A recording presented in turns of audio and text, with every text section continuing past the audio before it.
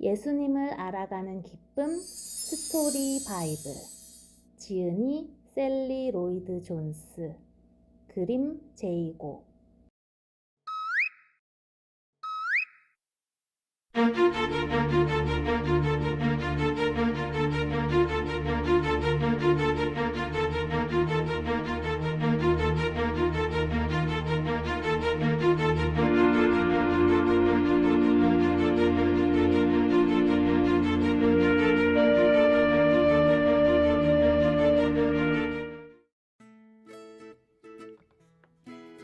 하나님의 심부름꾼.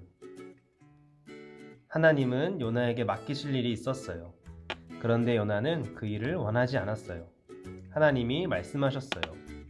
니느웨로 가서 너의 철천지 원수에게 내가 그들을 사랑한다고 말해주어라. 싫어요.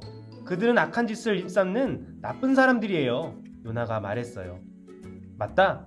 하나님이 말씀하셨어요. 그들은 나를 떠나서 멀리 달아났다.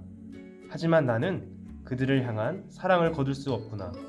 내가 그들에게 새로운 마음을 주겠다. 그들을 용서할 것이다. 안 돼요! 그들은 자격이 없어요. 그러면서 요나는 생각했죠. 달아나야지. 멀리 하나님이 나를 찾으실 수 없을 만큼 아주 멀리 달아나는 거야. 그러면 하나님이 시키시는 일을 안 해도 되겠지?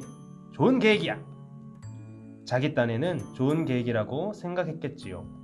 하지만 그것은 어리석은 계획이었어요.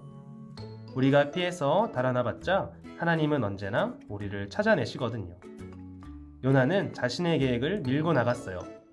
니느웨에서 멀리 떨어진 곳으로 가는 표 한 장 주세요. 그는 니느웨와는 정반대의 방향으로 가는 배에 올라탔어요.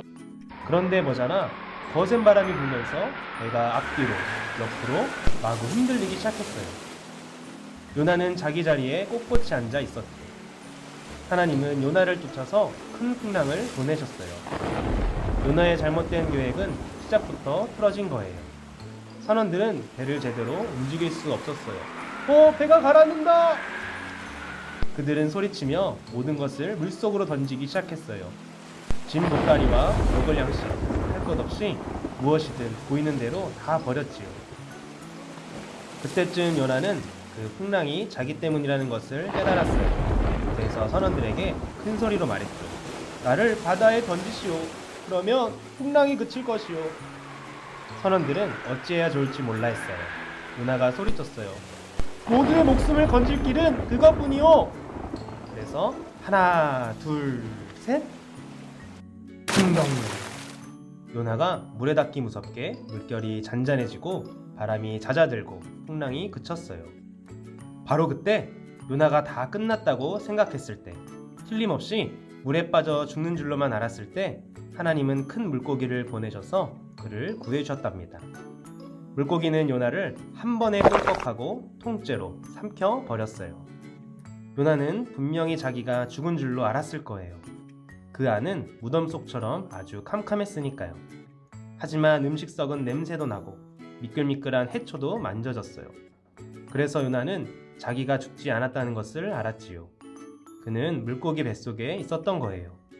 꼬박 사흘 동안 그 캄캄한 물고기 뱃속에 앉아서 요나는 생각했어요.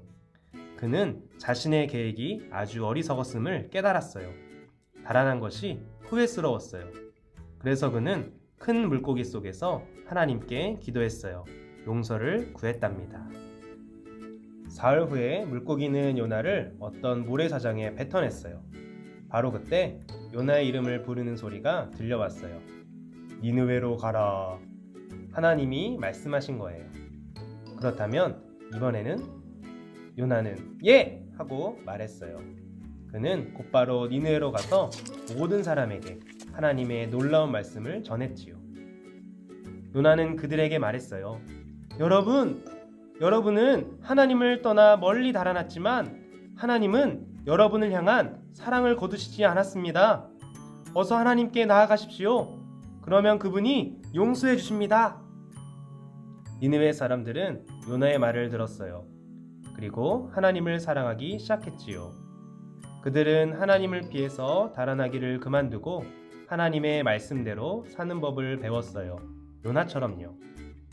먼 훗날 하나님은 또 다른 심부름꾼을 보내셔서 그와 똑같은 놀라운 메시지를 전하게 하실 거예요.